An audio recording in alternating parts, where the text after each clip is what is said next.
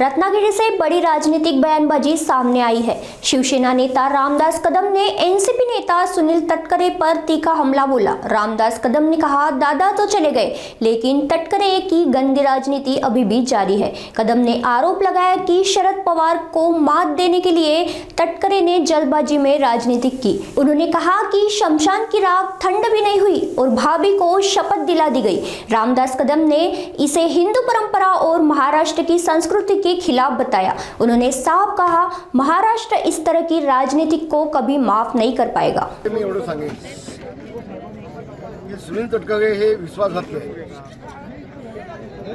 ज्यांनी ज्यांनी त्याला मोठं केलं त्यांना संपवण्याचं काम हे तटकरे करत असतात। अगदी एखादं लहानसं उदाहरण द्यायचं झालं तर ज्या अंतोले साहेबांनी या तटकरेला मोठा केला त्या अंतोले साहेबांना संपवायचं बाप या तटकरेनेच केलं। कालच्या लोकसभेच्या निवडणुकीमध्ये त्याला तिकीट देण्यासाठी मी खूप काही भाजपवरती हल्ला केला। मी सभा घेतल्या आणि जवळजवळ 20 दिवस त्यांच्यासाठी मी बाहेर पडलो आणि निवडून आणलं त्याला। खेडमध्ये घड्याळावरती आमच्या लोकांनी कधी आतापर्यंत बटन दाबलं नव्हतं। ऐशी हजार मतं आम्ही त्याला दिली आणि ऐन वेळेला त्यांनी निवडणुकीला आम्हाला धोका दिला आणि त्यांचे जेवढे चिल्ले पिल्ले आहेत त्या तालुक्यामधले मतदारसंघामधले, मंडणगडचा तालुका असू दे, त्यांचा दापोलीचा असू दे किंवा बाबाजी जाधव असू दे, त्या सगळ्यांनी माझ्या योगेश दादाला पाडण्याचा प्रयत्न केला आणि म्हणून इथे होऊ शकली नाही। म्हणून राष्ट्रवादीची इथे झाली नाही। एक गोष्ट तटकरेंच्या वतीमध्ये मला आणखी खटकली। दादा आपल्यातून गेले नाही, अतिशय वाईट झालं। महाराष्ट्राभोवती घाला घातला अचानक काळानं आणि काळ आमच्या दादाने घेऊन गेला। पण दादा गेल्यानंतर सुनील तटकरेंनी जे गलिच्छ राजकारण केलं शरद पवार साहेबांना शह देण्यासाठी, ते महाराष्ट्राला लाजिरवाणं आहे। अजितदादांची स्मशानामधली राख देखील विजली नव्हती, शांत झाली नव्हती। असं असताना वहिनींना मंत्रालयामध्ये घेऊन त्यांना शपथ घ्यायला लावलं। त्यांना शपथ घ्यायला का 10 दिवस गेले असतं तर काय झालं असतं। पण हा माणूस किती चाणाक्ष आणि चालाक आहे बघा।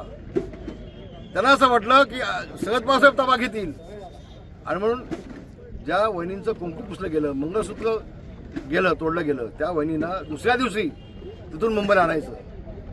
आपल्या हिंदूमध्ये एक संस्कृती आहे, आपल्या घरचा कुटुंबातला माणूस गेला तर किमान 10 दिवस आपलं बाहेर पडत नाही, आपण सुतक पाळतो। पण इथं काही नाही आणि म्हणून तटकरेने ही बाब जी केलेली आहे ती निंदाजनक आहे, क्लेशदायक आहे। महाराष्ट्राची संस्कृती नाही आहे आणि सुनील तटकरेला बाब महाराष्ट्र कदापि करणार नाही, कदापि करणार नाही। विरोधक आरोप करतायत तटकरेंवरती की अजितदादांना तटकरेंनी संपवलं म्हणून। तथ्य असेल कदाचित, तटकरे काय करू शकतात। ज्या तटकरेला मी तिकीट द्यायला लावली, मी भांडलो भाजपसोबत, मी निवडून आणला, तर माझ्या मुलाला संपवण्याचा प्रयत्न करतो लगेच विधानसभेला, तर सुनील तटकरे काय करू शकतो। सुनील तटकरे हा भास्कर जाधवचा दुसरा भाव आहे असं म्हणेन। गेले काही दिवस त्यांच्याकडे नीतिमत्ता काही नाही, काही नाही। गेले काही दिवस आपण बघतोय दैनिकांमध्ये दापोली मतदारसंघ प्रामुख्याने सोशल मीडियावरती चर्चेचा बनलेला आहे। दापोलीमध्ये सर्वपक्षीय एकत्र येऊन आपले मंत्री योगेशदादा कदम आहेत यांच्या विरोधात लढण्याचा प्रयत्न करतायत, काय सांगाल एकंदर? घोडा मैदान लांब नाही, 9 तारखेला कळेल। सगळ्या बाकीच्यांना गाडून योगेशदादा या दापोली मतदारसंघावरती भगवा झेंडा फडकवल्याचा घाणा नाही, हा विश्वास माझ्या मनामध्ये आहे।